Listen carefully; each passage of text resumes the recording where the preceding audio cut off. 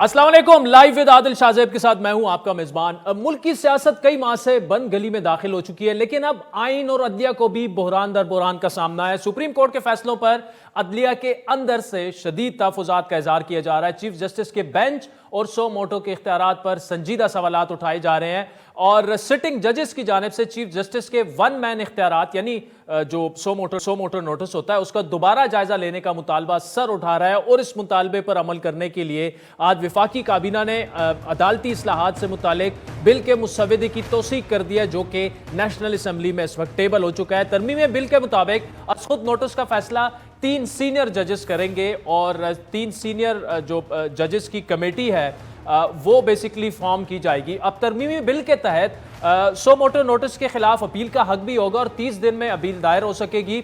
Appeal को 2 हफ्तों में फिक्स किया जाएगा और इसी तरमीमी बिल के मुताबिक बेंच बनाने की जिम्मेदारी 3 सीनियर मोस्ट जजेस की कमेटी की होगी, जिसमें चीफ जस्टिस और 2 सीनियर मोस्ट जजेस भी शामिल होंगे। काबीना का मंजूर करदा तरमीमी बिल कौमी असम्बली में पेश किया जा चुका है और मुजवज़ा बिल आज कायमा कमेटी कानून और इंसाफ को भी भेजा जा सकता है। ज़राए का ये कहना है कि कौमी असम्बली की कायमा कमेटी बराए कानून और इंसाफ का इजलास कल होगा, जिसकी सदारत चेयरमैन महमूद बशीर विर्क करेंगे। चीफ जस्टिस खुद नोटिस का इख्तियार तन्हा इस्तेमाल नहीं कर सकेंगे, जिसके बाद चीफ जस्टिस का सो मोटो लेने का इख्तियार फर्द वाहिद की सवाबदीद नहीं रहेगा। हुकूमत का सुप्रीम कोर्ट के बेंच की तश्कील देने के तरीक़ेकार को तब्दील करने पर भी गौर किया जा रहा है और आज सुप्रीम कोर्ट की समाअत के दौरान चीफ जस्टिस उमर अता बंदियाल ने पीटीआई की दरख्वास्त पर इलेक्शन मुलतवी करने की समाअत के दौरान अहम रिमार्क्स दिए कि सुप्रीम कोर्ट के 2 जजेस की राय इंतखाबात के इल्तिवा केस से ताल्लुक नहीं रखती। हालांकि गुज़श्ता रोज़ जस्टिस मंसूर अली शाह और जस्टिस जमाल मंदुखेल के ऑर्डर के बाद सुप्रीम कोर्ट में पीटीआई की दरख्वास्त पर इलेक्शन मुलतवी करने की जो दरख्वास्त थी, उस फैसले पर अदालती कार्रवाई पर सवालिया निशान खड़े हो चुके हैं। इसी बात का तस्करा आज ही न्यूली अपॉइंटेड जो अटॉर्नी जनरल है मंसूर उस्मान, उन्होंने केस पर बात करते हुए भी ये कहा कि अदालती फैसला अगर 4-3 का हुआ तो किसी हुक्म का वजूद ही नहीं जिसकी खिलाफ वर्जी हुई। अदालती हुक्म नहीं था तो सदर मुमलिकत तारीख भी नहीं दे सकते थे। 1 मार्च के अदालती हुक्म को पहले तय कर लिया जाए। मौजूदा केस में इस्तिदा ही फैसले पर अमल दरामद किया। चीफ जस्टिस ने रिमार्क्स दिए कि बेंच के अराकीन दरख्वास्त में उठाए गए सवालात का जायजा लेने बैठे हैं। आपका इन्हिसार तकनीकी नुक्ते पर है। सुप्रीम कोर्ट का दायरा इख्तियार दरख्वास्त तक महदूद नहीं होता। इस वक्त मुकदमा तारीख देने का नहीं, मनसूख करने का है। जमहूरियत के लिए इंतखाबात जरूरी हैं। आज ही के दिन कौमी असम्बली के इजलास से खिताब करते हुए वज़ीर आज़म शहबाज शरीफ ने यह कहा कि कल सुप्रीम कोर्ट के 2 जजेस का फैसला आया, अदलिया के अंदर से उठने वाली आवाजें उम्मीद की नई किरण है उनके बकौल। अगर कल के फैसले के बाद हमने कानून साजी नहीं की तो मुअर्रिख हमें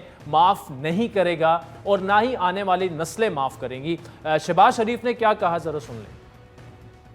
इस आइन ने तकसीम जो पावर की है इदारों के दरमियान, उसको वाज़े कर दिया कि मुकर्रना की ये इख्तियारात होंगे, अदलिया के ये इख्तियारात होंगे और इंतजामिया के ये इख्तियारात होंगे, और एक रेड लाइन लगा दी कि इसको कोई अबूर नहीं कर सकेगा। मगर बाद में तारीख के क्या क्या वाक़यात हुए वो हम सबके सामने हैं कि आज इस आइन को इसका संगीन मजाक उड़ाया जा रहा है। आपको याद दिलाते चलें कि गुज़श्ता रोज़ मिस्टर जस्टिस मंसूर अली शाह और मिस्टर जस्टिस जमाल मंदुखेल ने मुतालबा किया था अपने फैसले में कि चीफ जस्टिस को दिए गए वन मैन शो के इख्तियारात का दोबारा जायजा लेना चाहिए और मुल्क की आला अदालत किसी एक शख्स के फैसले पर मुनसर नहीं हो सकती, इन्हिसार नहीं कर सकती।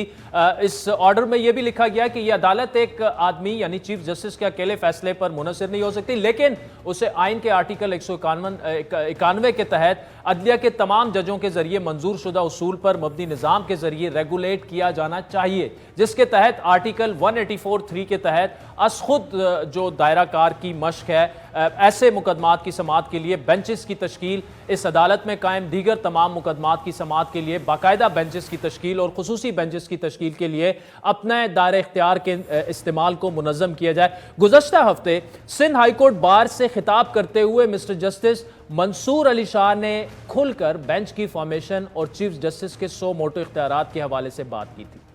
बेंचेस جو بنتی ہیں. اب اس پہ میری رائے یہ ہے کہ بینچ جو ہے وہ اگر کانسٹیٹیوشنل میٹر ہے, سپریم کورٹ کی بات کر رہا ہوں, اگر کوئی بڑا کانسٹیٹیوشنل میٹر ہے تو 5 یا 7 ممبر کی سینئر کی جج کی ایک بینچ بننی ہونی چاہیے. جو بڑا کانسٹیٹیوشنل میٹر آئے گا اس بینچ کے سامنے چلا جائے گا, یا ٹاپ 5 یا ٹاپ 7, اس میں اور کوئی ہم نے بینچ نہیں بنانا. دوسری بات یہ کہ سال جوڈیشل ایئر شروع ہونے سے پہلے آپ بینچز بنا دیں. جو آپ سمجھتے ہیں کہ بینچ بالکل پروگیٹو ہے چیف جسٹس صاحب کا, وہ بینچ بنا دیں. وہ بینچ کہیں کہ سر یہ آج سال چلے گا, یہ بینچ کرمنل ہے وغیرہ وغیرہ وغیرہ, لیکن کیس آنے کے بعد بینچ نہیں بن سکتا. سو موٹو کو بھی ہم نے غور سے سمجھ سے چلنا ہے. میری رائے میں تو صرف ایک لارجر بینچ جو میں نے کہا 7 ممبر یا 5 ممبر بنا ہوا ہے, ان کو بھیج دیں میٹر, چیف جسٹس صاحب بے شک بھیج دیں. وہ چاہیں تو سو موٹو لے لیں, وہ نہ چاہیں تو سو موٹو ڈسمس کر دیں. اور کوئی طریقہ نہیں ہے, اور اس کے رولز بھی واضح ہونے چاہیے. اگر ہم اپنے ہمسایہ ملک انڈیا کی بات کریں تو جنوری 2018 میں انڈین سپریم کورٹ کو بھی اسی قسم کے آئینی بحران کا سامنا رہا, جب انڈین سپریم کورٹ کے 4 سینئر موسٹ ججز نے ایک باقاعدہ پریس کانفرنس کر دی اور یہ کہا کہ جس طرح عدلیہ کو چلایا جا رہا ہے اس سے ملک اور جمہوریت کو خطرات لاحق ہیں. اس پریس کانفرنس میں انہوں نے یہ بھی کہا کہ چیف جسٹس اس وقت جو تھے انڈین سپریم کورٹ کے دیپک مشرا, وہ سپریم کورٹ کے قوانین کو نظر انداز کر کے کیسز کو اپنی مرضی کے بینچز کو جو ہے وہ لگا رہے ہیں, اور بینچز کی فارمیشن پر بھی انہوں نے سوالات اٹھائے, اور انہوں نے ساتھ میں یہ کہا کہ عدلیہ جو ہے وہ نیوٹرلٹی کے اصولوں سے آگے پیچھے جا رہی ہے. ان تمام معاملات پر گفتگو کریں گے. ہمیں جوائن کیا ہے منیب فاروق صاحب, کسی تعارف کے محتاج نہیں ہیں, معروف اینکر ہیں, خود لائر بھی ہیں, اور بیرسٹر گور علی خان صاحب عمران خان صاحب کے لائر ہیں.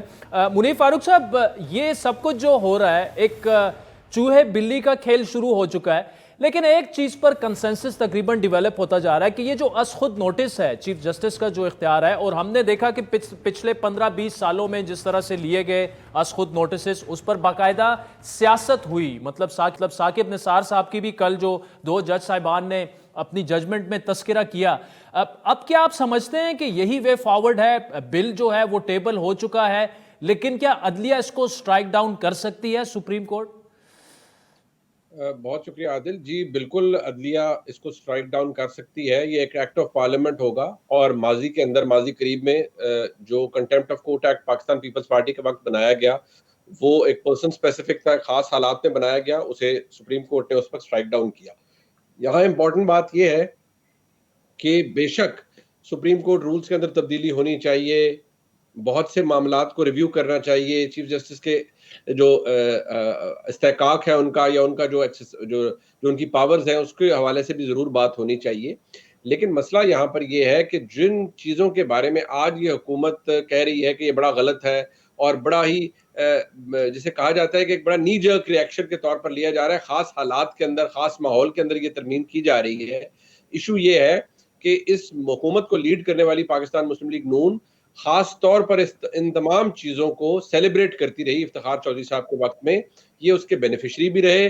پیپلز پارٹی کو جب یہ جوڈیشل ایکٹیویزم کا مانسٹر ہاؤنڈ کر رہا تھا تو اس وقت پی ایم ایل این اس کو سیلیبریٹ کرتی تھی اور کہتی تھی بڑا کمال کام ہو رہا ہے. یہ عدالت کا تو اختیار ہے, کرنا چاہیے, چیف جسٹس صاحب کو سو موٹو لینا چاہیے, ہر معاملے پر لینا چاہیے جہاں پر وائلیشن ہو رہی ہو اور بنیادی انسانی حقوق متاثر ہو رہے ہوں. تو یہ ذرا میں ریکارڈ کی درستی کے لیے کہہ دوں کہ یہ مسلم لیگ نون کرتی رہی ہے. آج ان کو محسوس ہو رہا ہے کہ یہ بڑا غلط ہے تو اس کے اندر تبدیلی ہونی چاہیے. چلیے تبدیلی آپ ضرور کر لیجئے, لیکن ایک بات میں ضرور بتا دوں کہ آپ اس کو خاص حالات کے اندر قانون تو بنا رہے ہیں, قانون بنانے میں کوئی حرج نہیں ہے, لیکن یہ بنائے ہوئے قانون عدالت کے اندر جائیں گے اور عدالت ان کو سٹرائک ڈاؤن کر سکتی ہے. یہ بات تو گارنٹیڈ ہے کہ یہ ہو سکتا ہے, یہ ممکنات میں سے ہے. لیکن ایشو یہ ہے کہ کیا آج کل وہ حالات ہے کہ عدالت اپنے پریکٹس کے حوالے سے بنائے ہوئے رولز کو سٹرائک ڈاؤن کرتی ہے؟ نہیں کرتی. ماضی میں ایسا ہوا, ماضی میں تو 18ویں آئینی ترمیم بھی سپریم کورٹ میں چلی گئی اور پھر سپریم کورٹ نے ریفر بیک کی, اور اس وقت ایک شخصیت تھے جناب میاں نواز شریف صاحب, جنہوں نے یہ فرمایا کہ نہیں, ججز تعیناتی کا جو معاملہ ہے وہ بھی عدلیہ سے ہی پوچھ لیا جائے کہ آپ نے کیسے جج تعینات کرنے ہیں. جو پارلیمانی کمیٹی تھی اس کا رول ختم کر دیا گیا, 19ویں ترمیم اسی کے نتیجے میں آئی. پارلیمان نے اپنے ہاتھ کاٹ کر خود رکھ دیے. کون تھا اس کے پیچھے؟ ظاہری بات ہے اس وقت پاکستان مسلم لیگ نون کا توتی بولتا تھا. انہوں نے اس چیز کو ایکسپلائٹ کیا, پیپلز پارٹی کو بیک فٹ پہ لائے, اور یہ 19ویں ترمیم اس میں ہوئی. آج اگر یہ قانون بنا دیتے ہیں تو میں کہوں گا یہ قانون سٹرائک ڈاؤن ہو سکتا ہے. ہو سکتا ہے. منیب آپ نے اپنے شو میں بھی جانا ہے, تیاری کرنی ہے.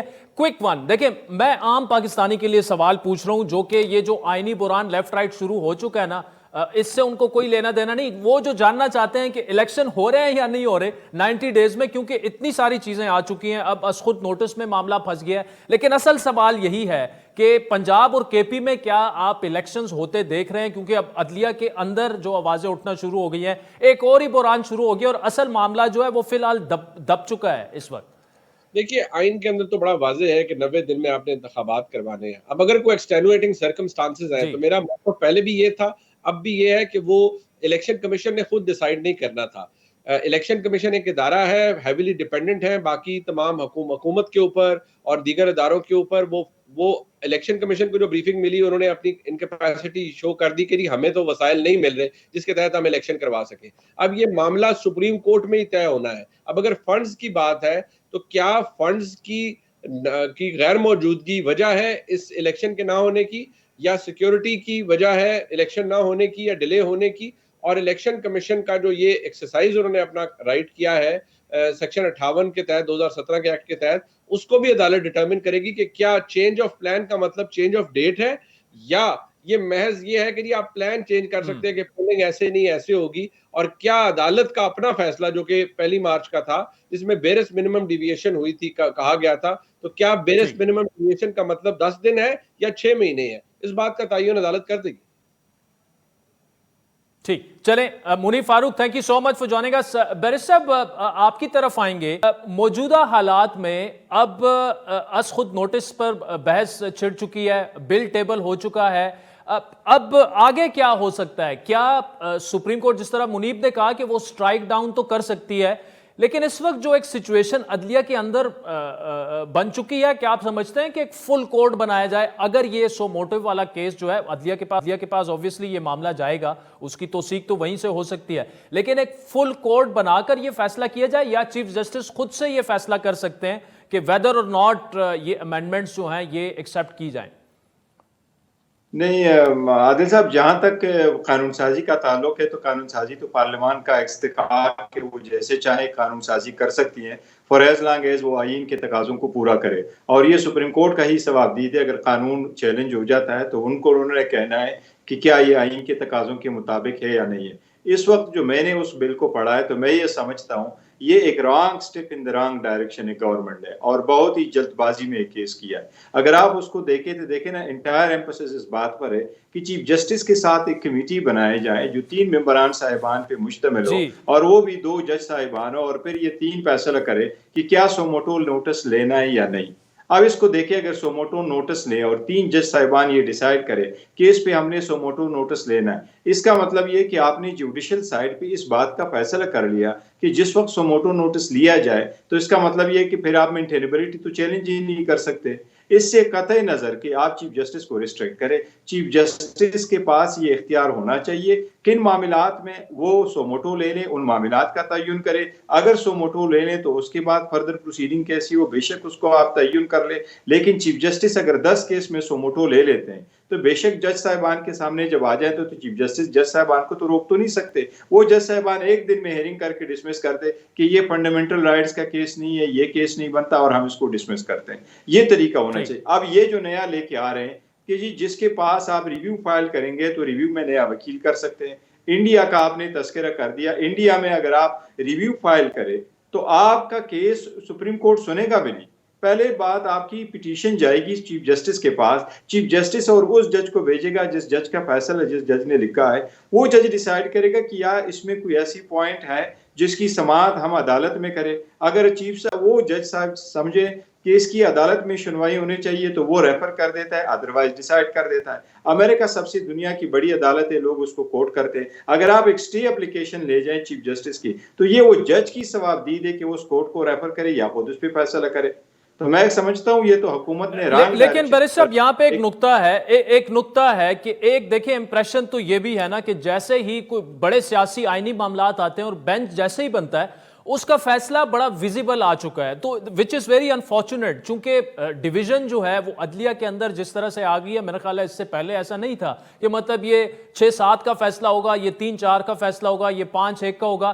اگر فارمیشن کے بعد ہی مطلب جرنلسٹ ایسی ٹویٹیں کرنا شروع کر دیتے اور وہ ہوتا بھی اسی طرح ہے، تو یہ امپریشن ختم کرنا بھی سپریم کورٹ کی ذمہ داری تو ہے، اور یہ ختم ہونا چاہیے۔ میرا خیال ہے آپ ایگری کریں گے مجھ سے۔ بالکل بالکل ایسا ہونا چاہیے عادل صاحب، لیکن میں آپ کو جس طرح انڈیا کا ہے، انڈیا میں یہ ضرور ہے کہ اگر وہ کنسٹیٹیوشن میٹر انوالو ہے تو ان کا 5 ممبر بینچ فیصلہ کرتا ہے۔ اس کا تعین ضرور ہے کہ 5 ممبرز جو ہے نا جج صاحبان وہ فیصلہ کرے، لیکن اس میں یہ نہیں لکھا ہوا ہے کہ کون جج صاحبان کرے، یہ چیف جسٹس کی ثوابدید ہے۔ لیٹس سپوز میں اگر ایک میٹر رکھوں اور میں کہوں کہ نہیں، سارے تینوں جو بڑے جج صاحبان ہیں، سینئر موسٹ ججز ہیں، وہ جج صاحبان اس سو موٹو کا فیصلہ کریں گے، لیکن وہ کرمنل لا سے ریلیٹڈ ہو، اور آپ کے پہلے جو 3 جج صاحبان سینئر ہو وہ ساری زندگی کارپوریٹ سیکٹر کر چکے ہو، وہ ساری زندگی کنسٹیٹیوشنل میٹر کر چکے ہیں، تو اگر آپ کے پاس سیالکوٹ جیسے وقوعے ہو جائیں تو ان کیسز کے فیصلے کون کرے گا؟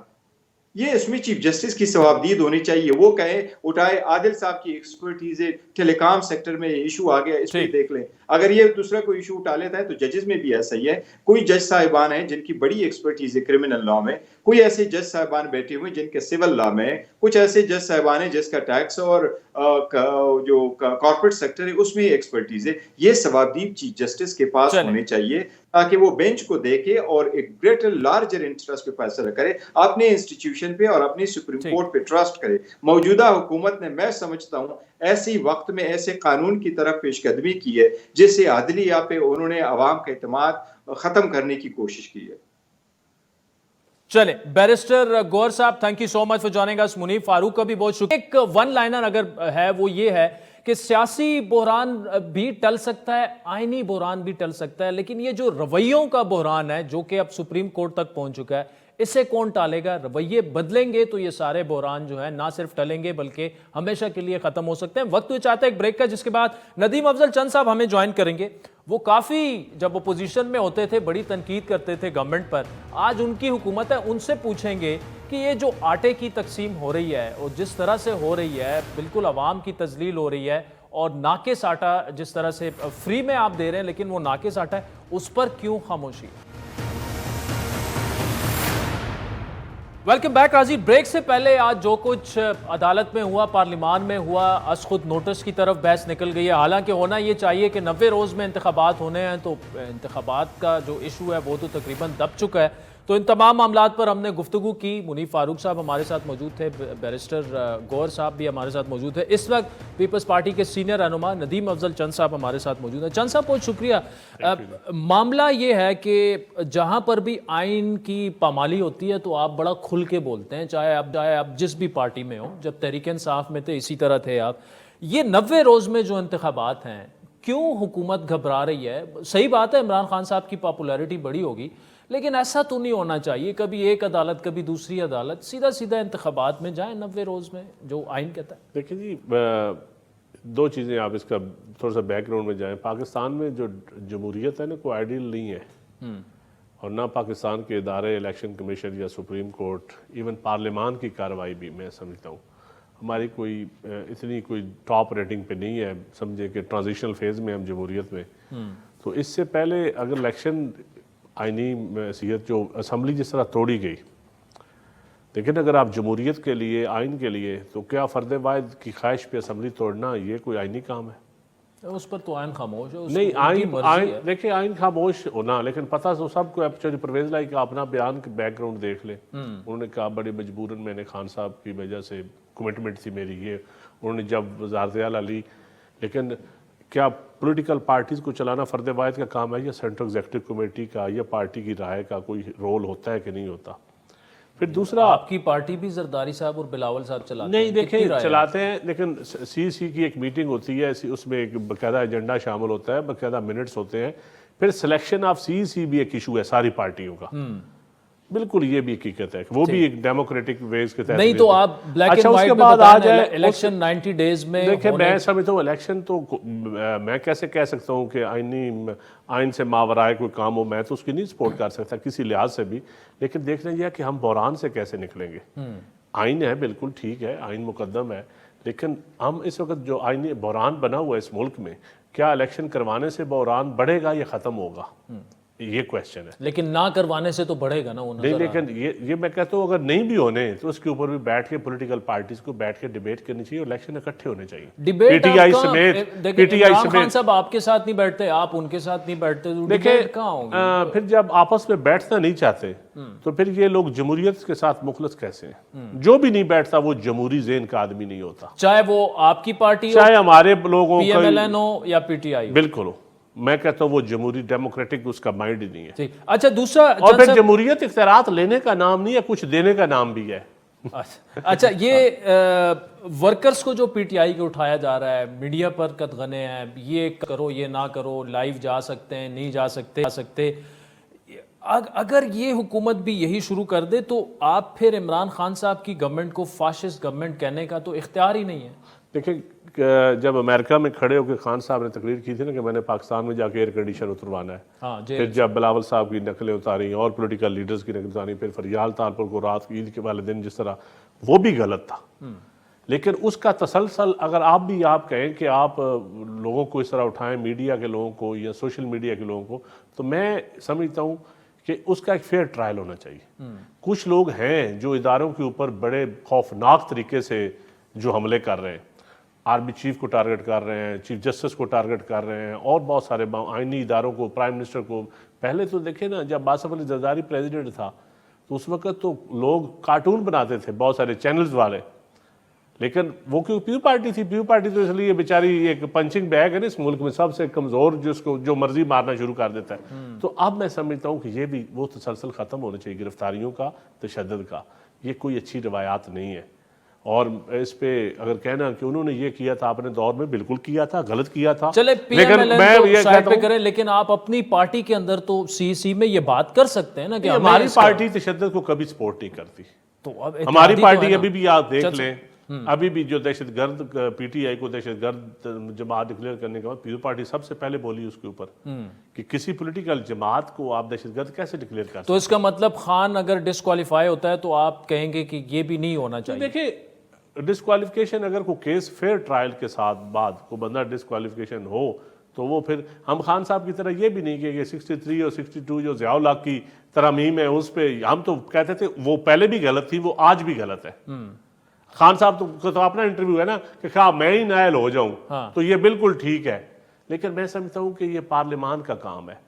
یہ صادق اور امین صرف سیاستدانوں کے اوپر ایک ترمیم کے ذریعے پارلیمان کا ہی کام ہے. جو نواز شریف صاحب کی ڈسکوالیفیکیشن ہوئی اس میں تو اب اوپن سیکرٹ ہے، جو لوگ باتیں کر رہے ہیں کہ ایسا نہیں ہونا چاہیے تھا، سب کچھ انجینئرڈ تھا سارا. آپ کے خیال میں وہ انڈو اب وقت آ گیا کہ انڈو ہو جانا؟ دیکھیں جی تاریخ میں شہید ذوالفقار علی بھٹو کو بھی آج تک انصاف نہیں ملا، اور آج بھی سپریم کورٹ میں پینڈنگ ہے ان کا ریفرنس، پریزیڈنٹ کی طرف سے گیا ہوا ہے. اس طرح میاں صاحب کا جو فیصلہ جو ارشد ملک کے بیانات کے بعد تو وہ ویسے انڈو ہونا چاہیے. ارشد ملک کے بیانات کے بعد کوئی تک نہیں بنتا اب اس فیصلے کا. چند صاحب میں ذرا چلائیے کہ جو پاکستان میں آپ کو پتہ ہے ناظرین کہ مہنگائی بلند ترین سطح پر پہنچ چکی ہے، اور ایسے میں حکومت نے رمضان میں مفت آٹا اسکیم متعارف کروائی تھی اور بتایا یہ گیا کہ جی ابھی تک 25 لاکھ تھیلے جو ہیں وہ عوام میں تقسیم کر دیے گئے ہیں. لیکن جو مناظر ہمارے سامنے آ رہے ہیں، جس طریقے سے یہ آٹے کی تقسیم ہو رہی ہے، وہ بالکل عوام کی تضییق اور تذلیل کرنے کے مترادف ہے. 5-6 لوگ جو ہیں وہ صرف آٹے کی تھیلی لیتے لیتے جو ہیں وہ اپنی جان سے ہاتھ دھو بیٹھے ہیں، اور پھر جو جس قسم کا آٹا دیا جا رہا ہے تو اس کی کوالٹی پر بھی سوالات اٹھائے جا رہے ہیں. چند صاحب جو مناظر کافی دردناک مناظر بھی ہیں جو میں نے خود سے فیصلہ کیا کہ وہ ہم نہیں دکھاتے. کیا ہو رہا ہے کیا ہے؟ دیکھیں عادل بھائی میں نے آٹا کے 2-3 پوائنٹس کا خود وزٹ کیا. یقین جانیے ایک بدقسمتی دیکھیں اس ملک کی کہ آج بھی پہلے نمبر پہ تو آپ نے کسی غریب آدمی کو ریلیف دینا تو آپ کے پاس میکینزم ہی نہیں ہے. ایک ہی میکینزم ہے جو پیپل پارٹی نے بے نظیر کا سپورٹ پروگرام کے والے، کیونکہ میاں صاحب نے ایک علیحدہ اعلان کیا کہ ہم مفت آٹا دیں گے. 2 چیزیں، اچھا اعلان، ان کی نیت اچھی ہوگی، ہم ان کی نیت پہ ہمیں شک نہیں ہے، لیکن بیوروکریٹک نیچے سسٹم ہی کوئی نہیں ہے. کوئی deputy commissioner, assistant commissioner proper بے ہنگم ہے، لوگوں کی تذلیل ہو رہی ہے. اور دوسرا جو آٹا ان کو مل رہا ہے وہ انسانوں کے کھانے والا آٹا ہی نہیں ہے، جانوروں کو کھلانے والا آٹا ہے. मतलब आप इसकी तस्दीक कर रहे हैं? मैंने खुद देखा हुआ है, मैं कोशिश मैंने की कि मैं किसी बंदे से खरीद के तो मैं इस्लामाबाद ले आऊँ, मैं आपको चैनल्स वालों को दिखाऊँ या अपनी हुकूमत को दिखाऊँ, लेकिन यकीन जानिए उसमें से चौकर निकली हुई, उसमें से फाइन आटा निकला हुआ, उसमें से हर चीज़ जो फ्लोर मिल वाले सबसे थर्ड क्लास रेट आटा है ना, वो मार्केट में मतलब ये तो फिर वो जानवरों का जो चारा है वही मैंने दे तो रहे हैं। ट्वीट भी किया था, हर फ्लोर मिल से 30,000 to 50,000 रुपया per day DFC district food controller ले रहे हैं रिश्वत के तौर पे। अच्छा। और वो किसको दे रहे हैं? और ये आटा कोई डिप्टी कमिश्नर, कोई सेक्रेटरी फूड, कोई चीफ मिनिस्टर, कोई प्राइम मिनिस्टर, कोई मिनिस्टर मुझे खा के तो दिखाए जो गरीबों को हम खिला रहे हैं। ये गलत है, सच्ची बात है। मेरी पार्टी इत्तेहादी जमात है नून लीग की, लेकिन मैं समझता हूँ कि ये गलत हो रहा है और इस ये कौम के पैसे का ज़िया भी है और लोगों की जो तजलील हो रही है वो उस रैत से तजलील बहुत ज्यादा महंगी है। यानी एक तो तजलील हो रही है, दूसरा जो क्वालिटी वाला आटा नहीं तजलील के बाद उनको जो आटा मिल रहा है वो तो वही जानवरों का चारा ही हुआ ना। मैं कहता हूं जी बिल्कुल आटा खाने के काबिल ही नहीं है। मेरे दोस्त कई देख रहे होंगे टीवी पे, आप देखें, यकीन मैं हल्फन कह रहा हूं कि बिल्कुल क्वालिटी उसकी नहीं है। और फ्लोर मिल में पिछले 1 साल से जो फ्रॉड, 2 साल से, शुक्र है एक अच्छा फैसला हुआ, रमजान बाजार वाला फ्रॉड नहीं हुआ इस दफा, लेकिन जो आप दे रहे हैं गवर्नमेंट जिस तरह मेरा ख्याल है 25 बोरियां पर पार्टी दे रही है डेली की, वो गंदम के कोटा से, अगर आप 1000 बोरी या 500 बोरी फ्लोर मिल को देते हैं ना तो वो वापस आपको 300 बोरी का आटा देता है या 200 का। 300 वहां करप्शन हो रही है। इतना जितना उनको गंदम मिल रही है सब्सिडाइज इंपोर्ट करके हम दे रहे हैं फॉरेन एक्सचेंज, और वो दे रहे किसको रहे? उसमें फ्लोर मिल्स और DFC सरकारी बैंक में खा रहे हैं। अच्छा चंद साहब, वैसे तो आपकी गवर्नमेंट है, पीपल्स पार्टी इत्तेहादी है नून लीग की, अगर शहबाज शरीफ साहब को आपने डायरेक्टली पैगाम देना हो और ये पैगाम उन तक पहुंचेगा भी, क्या आप कहेंगे आज? देखिए मैं उनको कहता हूँ कि ये आपने नेक नीति से किया है काम, लेकिन इसका उल्टा आपको नुकसान हो रहा है, पैसे का ज़िया हो रहा है। एक तो पैसे का ज़िया हो रहा है, दूसरा लोग बद्दुआएं दे रहे हैं, लोग जलील हो रहे हैं। अगर 50 बोरी आटा मिलना होता है तो 1000 औरत आके गरीब खड़ी हो जाती है। अब 900 औरत को आप सोटियों के जरिए, पुलिस के जरिए उस सेंटर से हटाएंगे, दकम पेल होती है। कोई बैठने का इस गर्मी के रमज़ान अल मुबारक के महीने में कोई बैठने का प्रॉपर इंतजाम नहीं है। आप डिप्टी कमिश्नर, वो एक DC मुअत्तल हुआ है ना, ट्रांसफर हुआ है, चीफ मिनिस्टर ने किया है, दौड़े हुए हैं, कुर्सियां रखवा रहे हैं, लेकिन सब फ्रॉड है, बिल्कुल कुछ नहीं है। अपने दफ्तरों में बैठे हुए मौजें कर रहे हैं ये बाबू लोग, और ये बिल्कुल हमें आई वॉश किया हुआ है।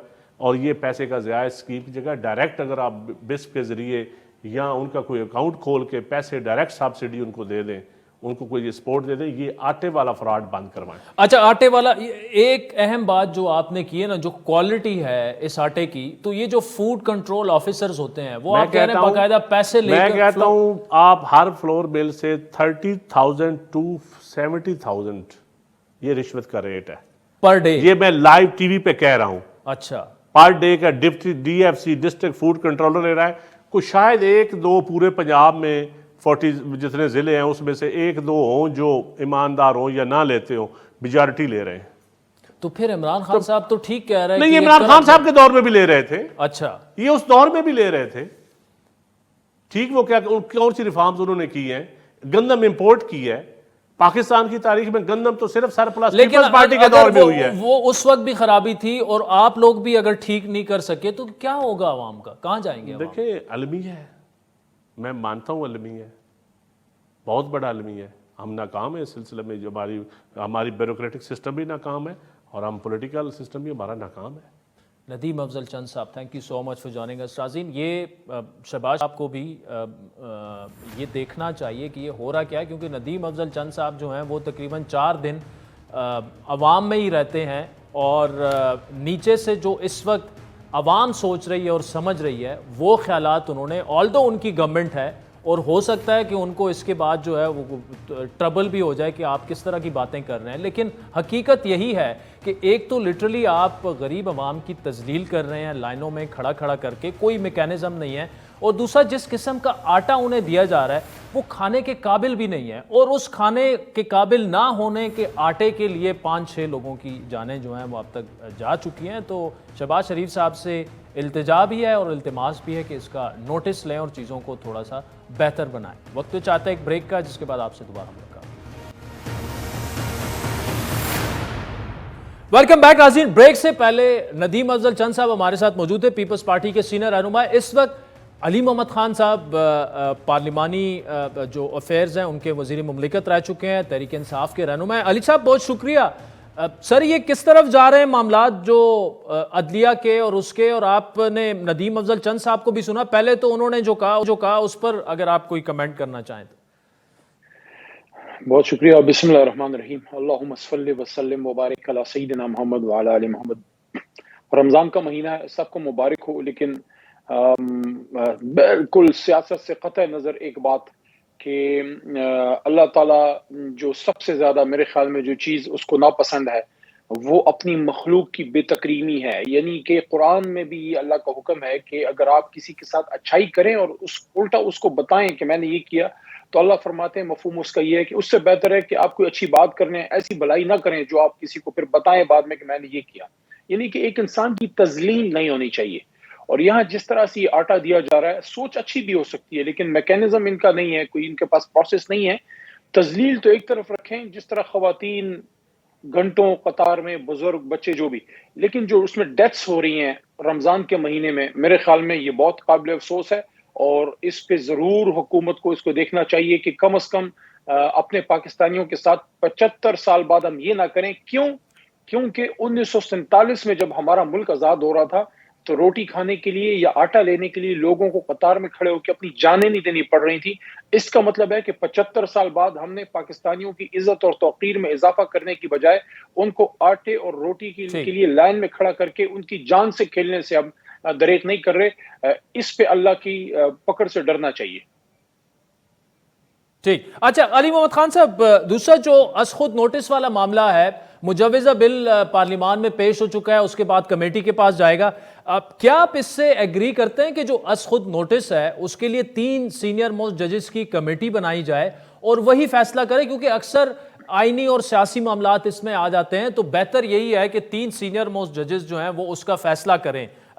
Do you agree with it? देखें, इसमें सबसे इंपॉर्टेंट जो बात है वो ये है कि टाइमिंग, कि अफ्तारी के बाद इशा की नमाज के वक्त और तरावी सब कुछ छोड़ के आप बैठ के, आपको आज की रात आखिर क्यों सुप्रीम कोर्ट के 100 नोटिस का चीफ जस्टिस के इख्तियारात का ख्याल आया। ये जो टाइमिंग है ये बिल्कुल बदनीयती पे मबनी है। और एक बार फिर मुस्लिम लीग नून ने शब खून मारा है। माजी में सिर्फ ये किया कि जब उन्होंने सुप्रीम कोर्ट पे शब खून मारा तो बंदे भेज के प्रैक्टिकली अटैक किया। इस बार पीपल्स पार्टी को साथ में लाके उन्होंने पार्लियामान से एक अटैक लॉन्च किया है सुप्रीम कोर्ट पे। बड़ा अफसोस हुआ, रात के इस पहर ये लोग इन कामों में मसरूफ हैं कि सिर्फ इसलिए कि वो अवाम के पास उनको ना जाना पड़े, और इसके लिए वो फिर सुप्रीम कोर्ट, अदलिया की आज़ादी, उन सारी चीज़ों पे शब खून जो है वो आज मारा जा रहा है। इसके खिलाफ पाकिस्तान के अवाम और हमारी जो लॉयर कम्युनिटी है, हम लोग खड़े होंगे। इसको हम एक्सेप्ट नहीं करेंगे। आपने अगर ऐसा कुछ भी करना है, इलेक्शन हो लेने दें, एक लेजिटिमेट हुकूमत आ लेने दें और उस पर बैठ के फिर बात करते हैं।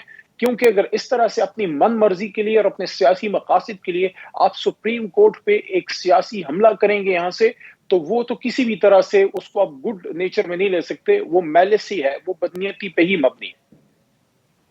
ये अली साहब, ये जो आप मैलेफी इसको कह रहे हैं और आप ये कह रहे हैं कि इंटेंट कुछ हो रहा है गवर्नमेंट का, वो चले साइड पे कर दें, लेकिन असल जो बात है सो वाली, क्या आप उससे एग्री करते हैं? मतलब ठीक है, टाइमिंग कुछ और हो सकती है, इलेक्शन के बाद भी हो सकती है, गवर्नमेंट जिसकी भी आए वो भी हो सकता है उस पर, लेकिन इसको चेंज होना चाहिए। देखें, किसी भी इदारे को चलाने के लिए आपके पास एक प्रोसेस होता है और उसमें अगर आपने अल्ट्रेशन करनी है और उसमें तब्दीली लेके आनी है तो वो आपने उस पे एक प्रॉपर वर्किंग मैकेनिज्म और माइंड अप्लाई करना होता है और इंस्टीट्यूशनल माइंड अप्लाई करना होता है। उस पे आपने इनपुट लेना होता है। ये मामूली काम नहीं है। ये कई दहाइयों से ये इख्तियार एक चीफ जस्टिस के पास होता है और उसके लिए फिर आपको बार काउंसिल्स, मुख्तलिफ बार एसोसिएशंस, मुख्तलिफ तबकात जो सोसाइटी के हैं उनसे आपने उस पर राय लेनी है। ये मामूली काम नहीं है। अगर आपने अपने मुल्क के काजी कुज़ात या चीफ जस्टिस के इख्तियारात को कम करना है तो ये बहुत बड़ा काम है اور وہ جو سپریشن آف پاورز کا کانسیپٹ ہے کہ عدلیہ، مقننہ اور انتظامیہ کے بیچ میں ایک سپریشن آف پاورز کا کانسیپٹ ہو، جو آپ کا گرونڈ نورم ہے کانسٹیٹیوشن کا، اس کو اگر آپ چھیڑتے ہیں اس طرح سے، کیونکہ یہ پھر ایک جگہ پہ بات رکے گی نہیں، تو اس کو بہت ہی زیادہ ایک حساس طریقے سے اور بہت سوچ بچار کے ساتھ کرنے کی ضرورت تھی، نہ کہ چے جائے کہ آپ رات کے وقت جو ہے وہ شب خون ماریں۔ کچھ ادارے ایسے ہیں جس میں آپ کو اس کے چیف کے پاس اختیار بہرحال رکھنا ہوگا، چیف آف آرمی سٹاف کے پاس اختیار ہونا چاہیے کیونکہ یونٹی آف کمانڈ کی ضرورت ہے۔ اسی طرح چیف ایگزیکٹو کے پاس اختیار ہوتا ہے کابینہ بنانے کا، کتنے لوگ اس نے کابینہ میں رکھنے، کتنے اس نے وزیر بنانے، کتنے مشیر، کتنے اسپیشل اسسٹنٹس، کیا اس نے فیصلہ کرنا ہے، کب اس نے اپنی اسمبلی کو توڑنا ہے، یہ اختیار ایک چیف جسٹس کے چیف ایگزیکٹو وزیر اعظم کے پاس ہوتا ہے، آرمی چیف کا انتخاب، یہ ساری چیزیں اس کے پاس ہوتی ہیں۔ اسی طرح چیف آف جو آپ کی جوڈیشری ہیں، جو آپ کی چیف جسٹس ہیں، ان کے پاس بھی یہ اختیار مرتکز ہے اور فریمر آف دا کانسٹیٹیوشن نے رکھا۔ اور دوسری چیز یہ ہے ان کے پاس اس وقت 2/3 بھی نہیں ہے، 2/3 اکثریت ہال میں موجود جو آپ کے سیٹس ہیں، اویلیبل سیٹس، وہ ان کے پاس اس وقت نہیں ہے، تو آپ تو آئینی ترمیم کر بھی نہیں سکتے، صرف اپنی ال ول دکھا رہے ہیں، آپ شو کر رہے ہیں کہ اپنے آپ کو عوام کے سامنے پیش ہونے سے بچانے کے لیے آپ سپریم کورٹ پہ بھی حملہ کرنے سے دریغ نہیں کر رہے۔ ٹھیک، چلیں علی محمد خان صاحب بہت بہت شکریہ، سو مچ فار جوائننگ اس۔ ناظرین، اسکاٹ لینڈ کی حکمران جماعت اسکاٹش نیشنل پارٹی نے پاکستانی نژاد حمزہ یوسف کو پارٹی کا نیا سربراہ منتخب کر لیا ہے، اور یہ اسکاٹ لینڈ کی، برطانیہ کی تاریخ میں پہلی دفعہ ایسا ہوا کہ ایک مسلم پاکستانی نژاد جو ہیں وہ اسکاٹ لینڈ کی ایک بڑی پارٹی کے حکمران جماعت کے سربراہ منتخب ہوئے ہیں۔ اسکاٹ لینڈ کی نیم خود مختار حکومت میں فرسٹ منسٹر یعنی حکومت کے سربراہ، جس طرح یہاں پہ وزیر اعظم ہے، بننے کی دوڑ میں فاتح کا اعلان ہوتے ہی حمزہ یوسف جو ہیں وہ مغربی یورپ میں کسی ملک کی قیادت کرنے والے پہلے پاکستانی نژاد مسلمان بن چکے ہیں۔ اب حمزہ یوسف نے جب چند سال پہلے حلف لیا تھا اسکاٹش پارلیمان میں، جب وہ ایم ایس پی منتخب ہوئے تھے، تو انہوں نے اردو میں لیا تھا۔ حمزہ یوسف کا انتخاب جو ہے، جہاں پاکستانی نژاد برطانویوں کے لیے، اسکاٹش سٹیزنز کے لیے اور خود پاکستان کے لیے فخر کی بات ہے، وہیں یہ سیکھنے کی بھی ضرورت ہے کہ کیا ہم اپنے معاشرے میں اس طرح مائنورٹیز کو اتنے اہم عہدوں پر آنے کی اجازت کبھی دیں گے؟ کیا اس طرح سے کھلا میدان جو ہے، جس طرح انہوں نے پاکستانیوں کو مغربی ممالک میں مل رہا ہے، جس طرح صادق خان جو ہیں وہ لندن کے میئر ہیں، کیا وہ دن آئے گا پاکستان میں بھی کہ ہم ایسا دیکھیں گے؟ حمزہ یوسف کے ساتھ میرا اپنا تعلق 2007 سے ہے، جب وہ اسکاٹش پارلیمنٹ کے جو پہلے مسلمان ایم ایس پی تھے بشیر احمد صاحب، وہ ان کے ساتھ بطور پولیٹیکل سیکٹری کام کرتے تھے۔ اس وقت بڑے ینگ سے تھے، میں خود بھی ینگ سا تھا، لیکن جتنی انہوں نے محنت کی تو آج وہ اسکاٹ لینڈ کے حکمران بن چکے ہیں اور حکمران جماعت کے سربراہ بھی بن چکے ہیں، جس میں ایک واضح مثال یہ بھی موجود ہے کہ ڈیووشن اور ڈیڈیکیشن سے آپ کچھ بھی حاصل کر سکتے ہیں۔ آج کے پروگرام پر آپ کے فیڈ بیک کے منتظر رہیں گے۔ ہمارا ٹویٹر ہینڈل ہے @عادل شاہ زیب۔ اجازت دیجیے، خدا حافظ۔